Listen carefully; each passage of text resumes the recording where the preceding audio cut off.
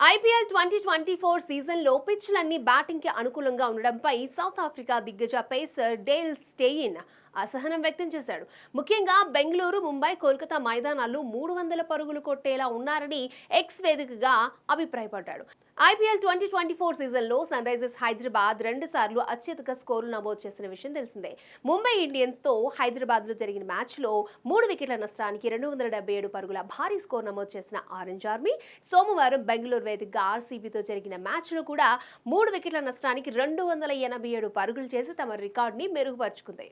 Kolkata knight riders, Rajasthan royals మధ్య మంగళవారం జరిగిన మ్యాచ్లో సునీల్ నరైన్ విధ్వంసకర బ్యాటింగ్తో చెలరేగడం చూసి డేల్ సోషల్ మీడియా వేదికగా తన అభిప్రాయాన్ని వెల్లడించాడు. బెంగళూరు, ముంబై, కోల్కతా ఈ సీజన్ కాకపోవచ్చు, కానీ ఈ 3 మైదానాల్లో 300 పరుగులు నమోదయ్యే అవకాశం ఉందని స్టెయిన్ ట్వీట్ చేశాడు. పరోక్షంగా పిచ్ల తీరును తప్పుపట్టాడు.